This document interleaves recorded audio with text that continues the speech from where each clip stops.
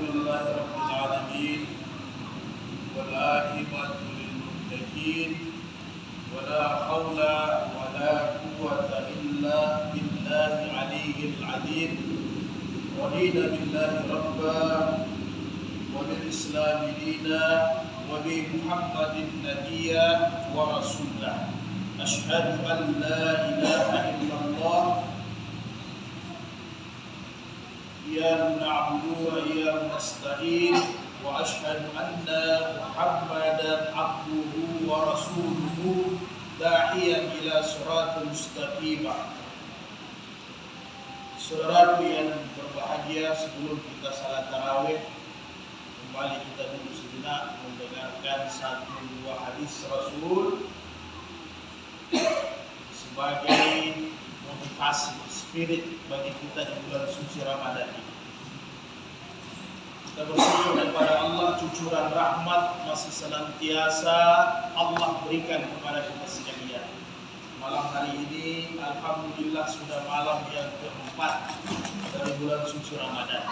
Mudah-mudahan umur panjang, sehat sampai akhir Ramadan kita selesai.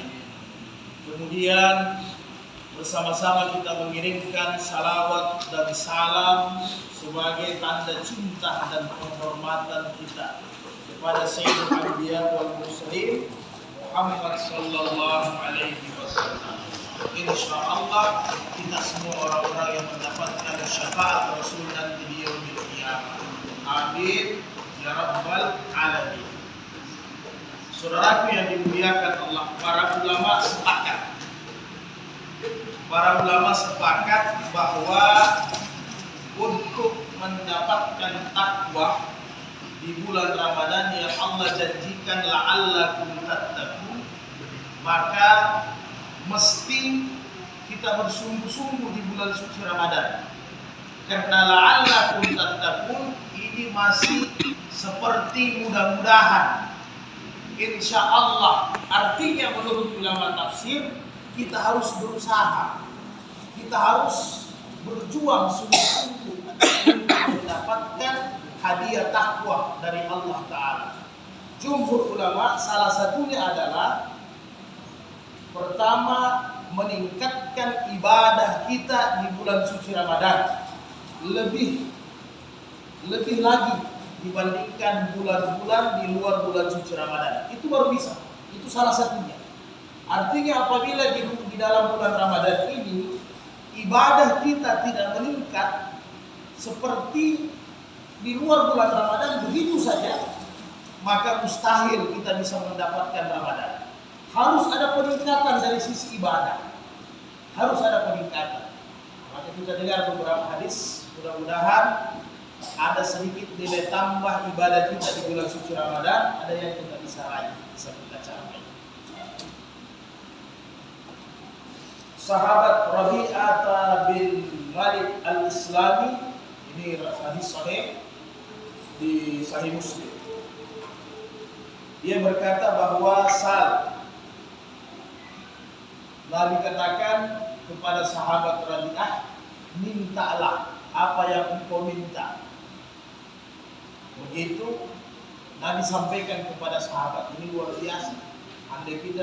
Andai kata kita berada seperti ini, sudah macam-macam yang kita minta sama Nabi, karena pasti Nabi kabulkan.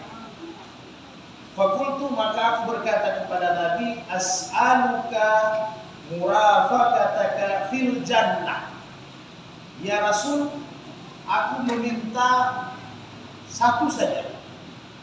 Bagaimana aku bisa menemani engkau di dalam surga? Semua sahabat hampir begini modelnya meminta sama Nabi.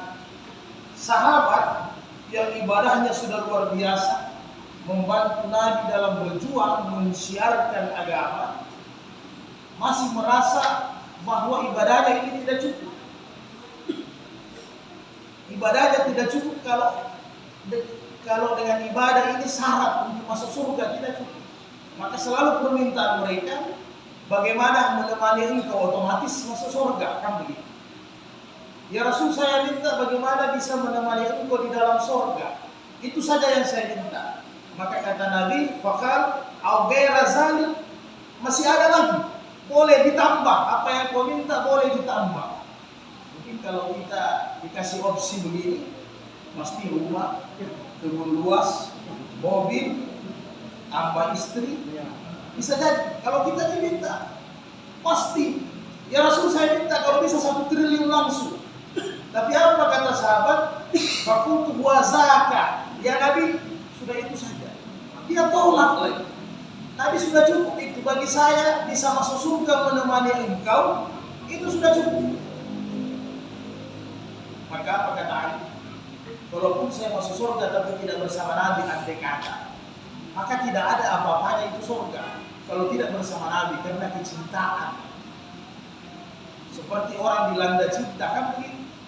Artinya biar makan apa yang penting sama kekasih, biar tidur di mana yang penting sama yang dicintai. Beginilah sahabat dengan Rasul, melebihi cintanya dari segalanya, luar biasa.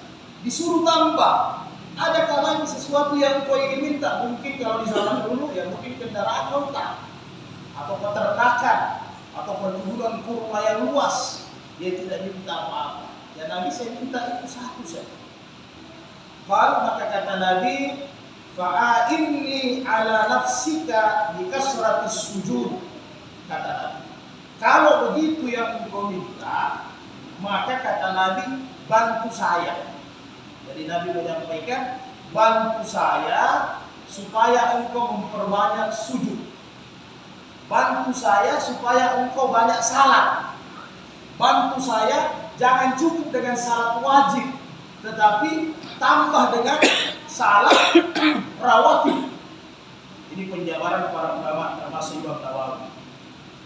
Dalil inilah yang dipakai oleh jumhur ulama agar sembahyang kita itu ditambah di bulan Ramadan. Jangan ada salat 5 waktu, ditambah dengan salat rawatib. Perbanyak sujud, itu yang Nabi minta kalau kita ingin bersama Nabi di surga. Banyak-banyak sujud. Maka yang paling utama dari semua salat, setelah salat maktubah, setelah salat fardu 5 waktu, maka yang paling diutamakan Nabi adalah salat rawatib, yaitu salat rawatib muakkad, sangat-sangat dipentingkan oleh baginda Rasulullah SAW. Yang mana itu salat muakkad? Rawatib yang mengikuti salat fardu. An Ummul Mukminin Ummu Habibah radhiyallahu anha Ramlah binti Abi Sufyan qalat sami'tu Rasulullah sallallahu alaihi wasallam yaqul ma min 'abdi muslimin yusalli Allah ta'ala kulla yawmin 12 raka'atan tatawwa'an ghairal faridati illa bana Allah baitan fil jannah aw ila bunya lahu baitun fil jannah. Muttafaqun alaih, hadis sahih Muslim. Jadi kata Rasulullah, barang siapa seorang muslim bisa menjaga 12 rakaat rawatib, 12 rakaat rawatib sehari semalam, maka Allah akan bangunkan baginya istana di surga, atau Allah berikan dia rumah di surga, rumah yang mewah. Karena masing-masing kita ahli surga, insya Allah sudah punya lokasi di sana. Sudah ada lokasi kita, kaplingan kita di sana sudah, bukan 2 hektar, 3 hektar, tetapi seluas langit dan bumi per orang. Seluas langit dan bumi untuk tiap satu orang, itu derajat yang paling rendah. Dengan salat rawatib Allah bangunkan istana di sana. Kita tidak bahas bagaimana bahan bangunannya, apakah batu bata atau batako, tidak. Dia dari lulu wal marjan, intan berlian, kemudian fiddah, zahbi dari emas dan perak dan lain-lain. Kapan-kapan kita bahas bahan-bahannya, campuran-campurannya. Kemudian yang kedua, dijabarkan oleh Aisyah bahwa yang mana itu 12 rakaat, kata Aisyah. Yang 12 rakaat itu yang dijaga, kata Aisyah, adalah 2 rakaat sebelum subuh, kemudian 2 rakaat sebelum zuhur, kemudian 4 rakaat sesudah zuhur, 2 rakaat sesudah maghrib, kemudian 2 rakaat sesudah isya. 12 rakaat jumlahnya. Apabila kita jaga ini di bulan Ramadan, maka salat 5 waktu kita jangan dibahas. Tidak usah kita bahas. Salat 5 waktu kalau ini rawatib kita jaga di bulan Ramadan, maka salat 5 waktu kita jangan dibahas. Pasti tidak pernah terlambat. Kalau dijaga ini ba'diyah dengan gabliyah yang biasa kita kenal dengan ba'diyah dengan gabliyah, jangan diremehkan. Kemudian yang paling minimal ada riwayat dari Ibnu Umar juga, hadis sahih, ini juga boleh. Paket yang kedua 10 rakaat. Ibnu Umar kalau sallaitu ma Rasulullah raka'ataini qabla zuhri, 2 rakaat sebelum zuhur, 2 raka'ataini ba'daha, demikian juga sesudahnya. Kemudian 2 raka'ataini ba'daha, 2 raka'ataini ba'dal maghrib, 2 raka'ataini ba'dal isya, kemudian 2 rakaat sebelum subuh. Berarti hanya 10 rakaat, yang bedanya zuhurnya 22. Jadi zuhurnya 22. 22 bisa dipakai 10 atau 12, keutamaannya sama. Kemudian yang terakhir persoalannya, kira-kira dari salat 12 rakaat 10 rakaat mana yang paling tinggi? Kita tidak bahas keutamaannya. Yang paling tinggi adalah sebelum salat subuh, itu nomor 1. Sebelum salat subuh. Kemudian yang kedua sebelum dan sesudah salat subuh. Kemudian yang ketiga sesudah maghrib, yang keempat sesudah isya. Masing-masing punya keutamaan. Sebelum subuh Nabi bilang khairu minad dunya wa ma fiha, lebih utama daripada semua harta kekayaan yang ada di dunia ini. Kalau zuhur, siapa yang laksanakan zuhur, salat sunnatnya, maka insya Allah dilindungi dari panasnya api neraka. Dan masih banyak lagi yang lain maghrib dan isya. Kemudian pertanyaannya, mana yang tinggi secara hukum? Salat tarawih yang kita kerjakan atau salat rawatib? Tidak usah salat rawatib ya, salat rawatib ba'da isya. Mana yang tinggi secara hukum? Salat tarawih atau salat ba'da isya 2 rakaat? Kira-kira mana yang tinggi? Salat tarawih atau salat ba'da isya 2 rakaat? Mana yang tinggi secara hukum? Yang tinggi adalah ba'da isya 2 rakaat, itu lebih tinggi pahalanya secara hukum daripada tarawih. Bukan berarti tarawih itu kita tidak laksanakan, kita 1 tahun 1 kali.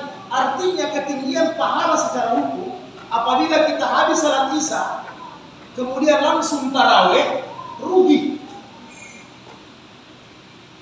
Jadi kalau didapat perkara seperti begini di lapangan, tiba-tiba ada satu masjid habis salat isya langsung tarawih, maka boleh bapak tidak ikut berjamaah dulu, laksanakan dulu salat isya 2 rakaat, karena itu lebih tinggi nilainya secara hukum daripada tarawih itu sendiri. Karena rawatib ini muakkad, sangat dipentingkan oleh Rasulullah SAW, sangat-sangat dipentingkan. Masih banyak hadis-hadis yang lain. Sedangkan tarawih ini adalah ibadah tambahan bonus yang Allah berikan kita di dalam bulan suci Ramadan. Di luar bulan Ramadan tidak ada tarawih. Ya. Jadi tarawih ini bahasa Arab santai. Kenapa santai? Karena kalau di zaman Nabi kan juznya panjang-panjang. 1 rakaat itu bisa sampai 1 juz. Jadi kalau Al-Baqarah 2 rakaat Al-Baqarah. Jadi ada waktu istirahat setiap 2 kali rakaat. Setiap salam ada istirahat. Jadi saudaraku sekalian yang berbahagia, demikianlah beberapa hadis yang bisa kita dengar di malam sebagai penambah kita semangat. Di bulan Ramadan kalau bisa salat rawatib ini jangan dilupakan. Kalau rawatib ini kita tidak lupakan di bulan Ramadan, berarti salat 5 waktu kita aman. Pasti aman.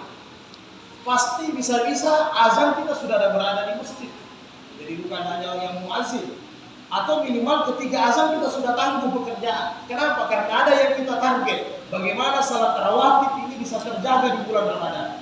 Kalau ini bisa kita biasakan di bulan Ramadan, insya Allah di luar bulan Ramadan, salat tarawih kita akan terjaga. Jadi menurut para ulama hakiki, ulama yang hakiki, salat 5 waktu tidak usah dibahas sebenarnya. Yang dijaga rawatib. Kalau kita sudah jaga itu rawatib, berarti tidak dibahas salat 5 waktu. Maka kita sudah naik 1 derajat. Kita sudah naik 1 derajat. Jadi orang-orang yang hakikat, yang dia jaga bukan fardu, tapi rawatibnya, tapi tidak terbalik. Bukan berarti fardu dia tidak laksanakan. Artinya, kalau rawatib yang mengiringi salat fardu dijaga dengan baik, apalagi salat fardu. Insya Allah di bulan Ramadan ini, amalan salat rawatib tetap kita jaga dengan sebaik-baiknya. Apalagi salat sunat sebelum subuh. Jadi bahkan Nabi sampaikan apabila kita bangun matahari sudah terbenam, ya terbit, terlambat, jangan salat subuh dulu, 2 rakaat dulu, hafifatain, 2 rakaat ringan, baru qamat, baru salat subuh walaupun terlambat. Dijaga salat-salat rawatib, karena di bulan Ramadan ini nilainya sangat-sangat tinggi. Demikian Bapak sekalian, Ibu yang dirahmati Allah, bagi keluarga pasien, semoga keluarganya cepat sembuh, diberikan kesehatan oleh Allah Taala. Kita semua yang menjaga juga kesehatan, itu yang paling utama. Al-afwa minkum, subhanallah wa bihamdi, subhanallah wa bihamdika, asyhadu an la ilaha illa anta, nastaghfiruka wa natubu ilaik. Assalamualaikum warahmatullahi wabarakatuh.